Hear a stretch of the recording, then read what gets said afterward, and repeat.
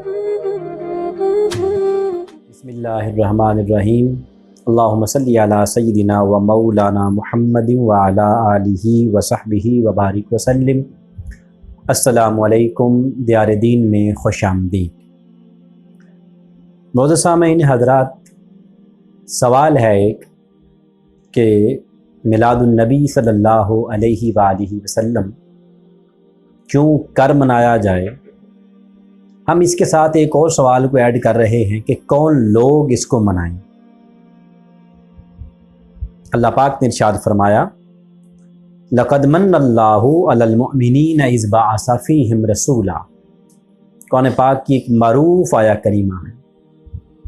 فرمایا کہ تحقیق ہم نے مومنوں پر احسان فرمایا کہ ان میں اپنا محبوب رسول صلی اللہ علیہ وآلہ وسلم کی ذات گرامی کو مبعوث فرمایا۔ اللہ پاک نے 1,24,000 کم و بیش انبیاء کرام علیہم السلام کی ذات گرامی کو اس دنیا میں اس مالک نے بھیجا۔ جب اس مالک نے 1,24,000 کم و بیش انبیاء کرام علیہم السلام کو بھیجا، حضرت عیسیٰ علیہ السلام کی ولادت باسعادت کا ذکر قرآن پاک کے اندر، حضرت موسیٰ علیہ السلام کی ولادت باسعادت کا ذکر اس قرآن کے اندر، حضرت ابراہیم علیہ السلام کی ذات گرامی کی ولادت باسعادت کا ذکر اس قرآن پاک کے اندر، اور دیگر انبیاء کرام علیہم السلام کی ذات گرامی کی ولادت باسعادت کا ذکر ان میں۔ مگر کسی نبی کے بارے میں اللہ پاک نے یہ نہیں فرمایا کہ اس قوم میں ہم نے فلاں نبی کو بھیجا اور ان پر ہم نے احسان کیا، جبکہ وہ احسان مالک کا تھا، مگر اللہ پاک کی ذات نے اس کو مینشن نہیں کیا کہ ہم نے فلاں قوم پر احسان کیا۔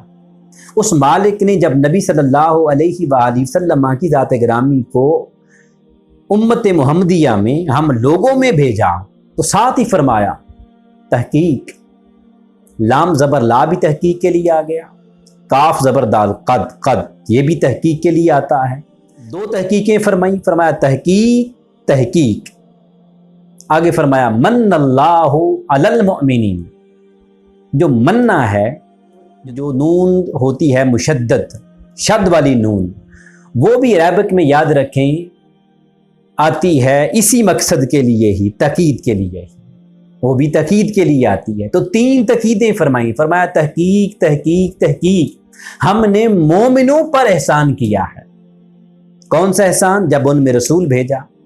عرض کیا میں نے کہ دیگر انبیاء کے لیے اللہ پاک نے نہیں بھیجا، جبکہ ان کو بھی مبعوث فرمانا، ان کا بھی اس امت میں کہ ان کی امتوں میں بھیجنا، ان کی امتوں پر اللہ کا احسان ہے۔ کوئی بھی نبی آتا ہے اس کسی بھی امت کی رہنمائی کے لیے، ان کی ہدایت کے لیے، تو اللہ کا یہ احسان تو ہے ہی، اس میں کوئی شک نہیں۔ مگر اس مالک کل نے جب اپنے محبوب کو بھیجا تو فرمایا لوگوں سنو، میں نے احسان کیا ہے۔ وہ باری تعالیٰ تیری اور اتنی نعمتیں، دیگر بھی تو انبیاء کرام آئے، ان میں نبی بھی تھے، رسول بھی تھے، جلیل القدر بھی تھے، موسیٰ جیسے نبی بھی تھے، تو ایسے نہیں کہتا، اس کے لیے کیوں؟ کیونکہ وہ کہتا ہے لوگوں، ہر نبی کی اپنی شان، اور اس کی عظمت بلند، اس کی شان بلند، اس کا جمال، ان کا کمال، وہ سب اپنی جگہ بجا ہے۔ مگر یاد رکھیں، یہ نبی آخر الزمان صلی اللہ علیہ وسلم کی ذات گرامی کو میں نے پوری کائنات میں سے اپنا محبوب چنا ہے۔ جب اسے اپنا محبوب چنا ہے تو فرماتا ہے کوئی کسی کو اپنا محبوب دیتا ہے؟ نہیں، محبوب دینا تو درکنار، کوئی کسی کو اپنا محبوب دکھاتا بھی نہیں، اس لیے میں نے تم پر احسان کیا ہے۔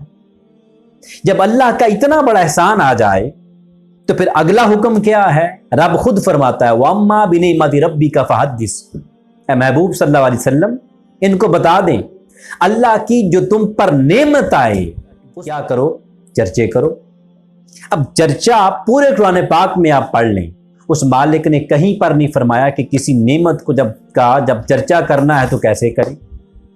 بات کہتے ہیں نا بھی اگر آپ نے میلاد منانا ہی ہے تو آپ سجدے کر لیں صرف اور صرف، بھی وہ تو عرف عام میں بھی ہوتے رہتے ہیں۔ رب کہہ رہا ہے چرچے کریں، تو چرچا مساجد میں بیٹھ کر نہیں ہوتا، چرچا گھر میں بیٹھ کر نہیں ہوتا، چرچا ہوتا ہے باہر نکل کر، ہر ایک دیکھے، ہر ایک کو پتا چلے. جیسے آپ بچے کی شادی کرتے ہیں چرچا کرتے ہیں نا, خاندان والوں کو بلاتے ہیں, یہ چرچا ہے. دوست و اقارب کو بلاتے ہیں, دعوت نامے بھیجتے ہیں, یہ چرچا ہے. اپنے گھر کے اوپر لائٹنگ آپ کرتے ہیں, یہ چرچا ہے. آپ پھول برساتے ہیں, یہ چرچا ہے.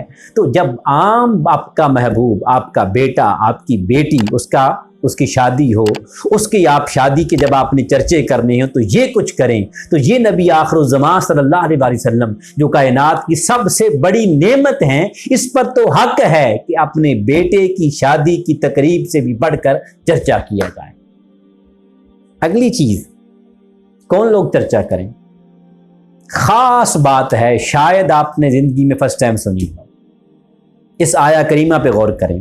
فرمایا لقد من اللہ علی المؤمنین اذ بعث فیہم رسولا, کہ لوگوں یاد کرو اللہ نے تم پر احسان کیا. کن پر؟ فرمایا مومنوں پر. اب صرف مومن نہیں کہا, یہ سمجھانے کے لیے میں علی المؤمن کہا. ایک ذرا ایگزامپل لیں. ایک ہے کامن ناؤن, ایک ہے پراپر ناؤن. اس میں نکرہ اور اس میں معرفہ. عرب کا ایک رول سمجھ لیں کہ جی فار ایگزامپل لفظ کتاب ہے, یہ ہے کامن ناؤن, اس میں نکرہ ہے. اب اس کو اگر آپ نے کنورٹ کرنا ہے پراپر ناؤن کے اندر, اس میں آپ نے اس میں معرفہ کے اندر تبدیل کرنا ہے. اس کا رول کیا ہے؟ شروع میں الف لام لگا دیں, الکتاب کر دیں. اب یہ کامن ناؤن نہیں رہا, اب یہ پراپر ناؤن بن گیا. اس میں نکرہ نہیں, اس میں معرفہ بن گیا. جیسے لفظ ہے جی قلم, یہ اس میں نکرہ ہے. اسے آپ نے اس میں معرفہ بنانے کے لیے رول کیا ہے؟ جب شروع میں آپ الف لام لگا دیں. جیسے کہا ذالک الکتاب لا ریب فیہ, یہ وہ خاص کتاب ہے, اس میں کوئی شک نہیں ہے. جب الف لام شروع میں آ جائے تو کامن ناؤن سے وہ پراپر ناؤن میں تبدیل ہو جاتا ہے. اب مومن تو ہر کوئی دعوے کرتا ہے, میں بھی مومن, میں بھی مومن, میں بھی مومن. اللہ پاک نے یہاں پہ خاص مومن کی علامت بیان کر دی. لوگوں جب ہر کوئی مومن کہے اور میرے محبوب کے احسان کو کوئی احسان سمجھے تو ہر کوئی نہیں سمجھے گا. المؤمن جو خاص مومن ہے, المؤمن جو خاص محبت والے لوگ ہیں, خاص عشق والے لوگ ہیں, خاص جو اس نبی صلی اللہ علیہ وسلم کی ذات گرامی کے لیے وارے وارے جائیں گے, آپ کے صدقے جائیں گے, آپ کے نام پر اپنی جان قربان کرنے کے لیے تیار ہو جائیں گے. تو فرمایا ان لوگوں پر خاص احسان ہے. وہ پھر کیا کرتے ہیں؟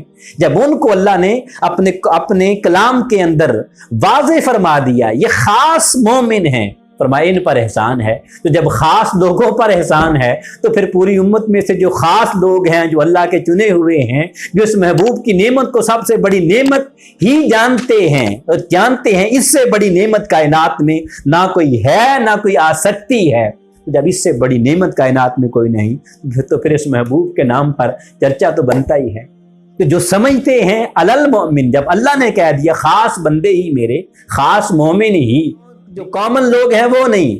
فرمایا جو کہ خاص بندے ہیں, جو اللہ کو بڑے پسندیدہ ہیں, فرمایا وہ لوگ پھر وہ ہیں جو اس کے احسان کو احسان سمجھیں گے اور اس پر اس کے بعد پھر خوب چرچا کریں گے. اللہ پاک محبوب علیہ الصلوۃ والسلام کے اس جشن میلاد النبی صلی اللہ علیہ وسلم کو بادب طریقے سے اور خوب دھوم دھام سے منانے کی توفیق عطا فرمائے. والسلام.